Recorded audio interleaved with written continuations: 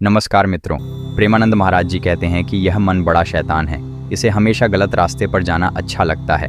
गंदी बातें, गलत विचार, ये सब इसे खींचते हैं, तो इसे रोकना ज़रूरी है। जानते हो मित्रों, इसे रोकने के लिए प्रेमानंद महाराज जी दो चीज़ें बताते हैं। पहली बात, थोड़ी देर आसन में बैठने का अभ्यास करो, और दूसरी बात, ब्रह्मचर्य का पालन करो। लेकिन मित्रों, महाराज जी यहाँ एक बहुत मज़ेदार और सच्ची बात कहते हैं। वे कहते हैं कि पहले आसन में बैठने लायक शरीर तो बनाओ। कुछ लोग इतना खा खा कर इतनी चर्बी बढ़ा लेते हैं कि बैठना तो दूर, उठना भी मुश्किल हो जाता है। प्रेमानंद महाराज जी हंसते हुए कहते हैं कि यार, इतना क्या खाना कि पेट इतना फूल जाए। अरे रोगी हो तो बात अलग है, लेकिन खान पान तो इतना करो कि कम से कम प्राण का पोषण हो और थोड़ी साधना बन जाए। मित्रों, और फिर महाराज जी एक और मज़ेदार बात कहते हैं। वे कहते हैं कि एक बार एक आदमी ने कहा कि हम तो पानी पिएं तो भी तगड़े हो जाते हैं।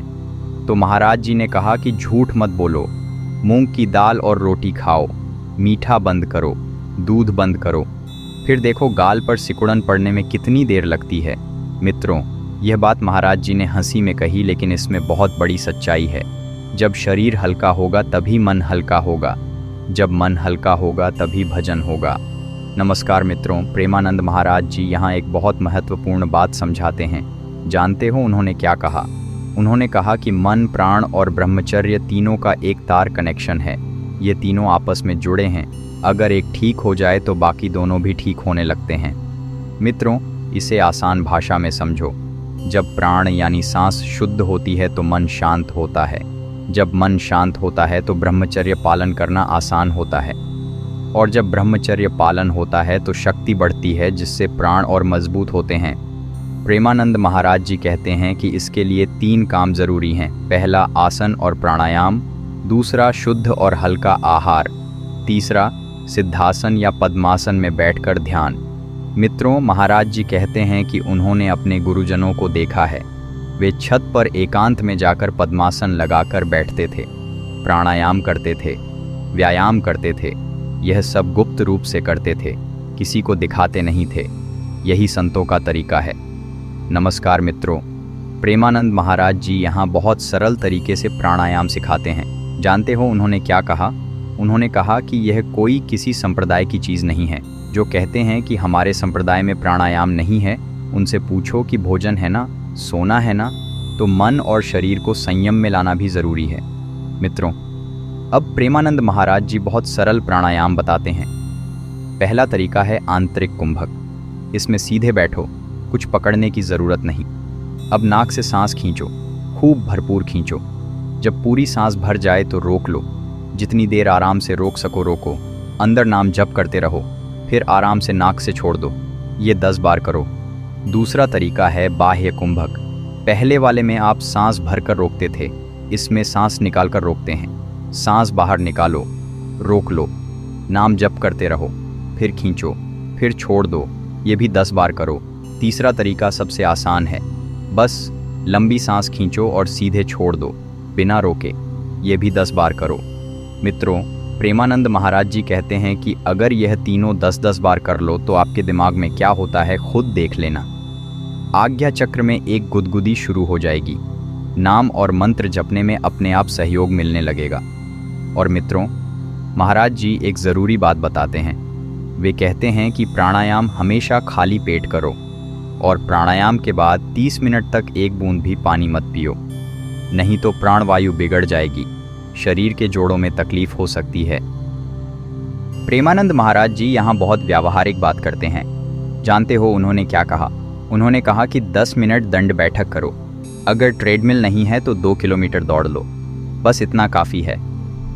मित्रों, आपके शरीर के अंदर बहुत से ऐसे अंग हैं जो हिलते ही नहीं, वही रोग पैदा करते हैं। जब व्यायाम होगा तो वे अंग सक्रिय होंगे, खून का दौरा सही होगा, शरीर ठीक रहेगा, और जब शरीर ठीक रहेगा तो मन भी ठीक रहेगा। प्रेमानंद महाराज जी कहते हैं कि यह सब करो तो देखो दिनचर्या कैसी बनती है। इसमें कोई पैसा नहीं लगता, बस थोड़ा समय और थोड़ा संकल्प चाहिए। प्रेमानंद महाराज जी यहाँ एक बहुत सुंदर बात कहते हैं। जानते हो उन्होंने क्या कहा? उन्होंने कहा कि मन को दंड दो प्राणायाम के द्वारा। जब प्राणायाम करते हो तो मन को एक जगह बैठना पड़ता है, यही मन का दंड है। वाणी को दंड दो मौन के द्वारा। जब जरूरी हो तभी बोलो, बोलो तो भगवान की चर्चा करो, सत्य बोलो, हित कर बोलो, बाकी समय मौन रहो। यही वाणी का दंड है। और कर्मों को दंड दो वासनाहीनता के द्वारा। जो काम वासना से किए जाते हैं, जो काम केवल स्वार्थ से किए जाते हैं, उन्हें छोड़ो। यही कर्म का दंड है।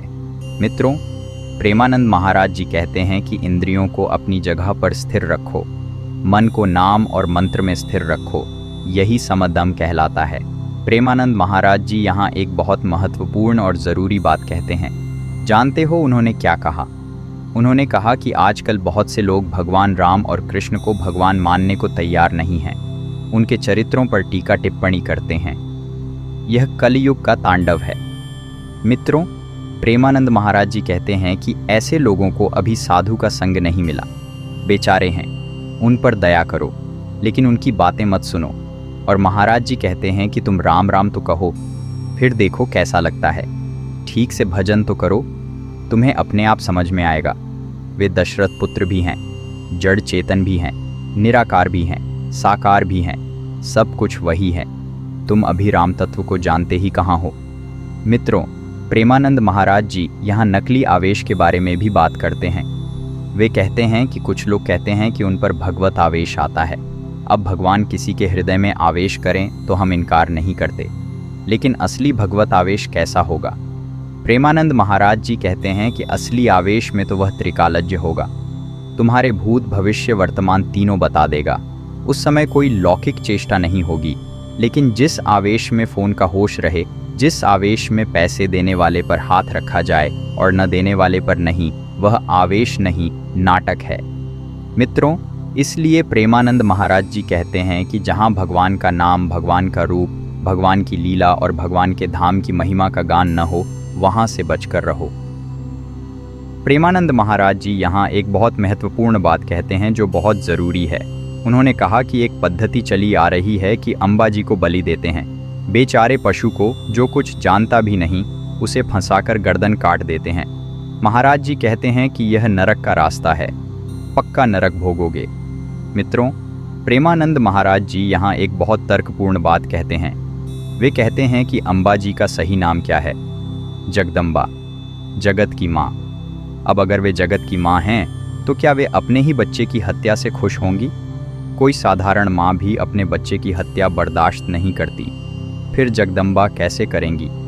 और महाराज जी एक बहुत महत्वपूर्ण प्रसंग बताते हैं।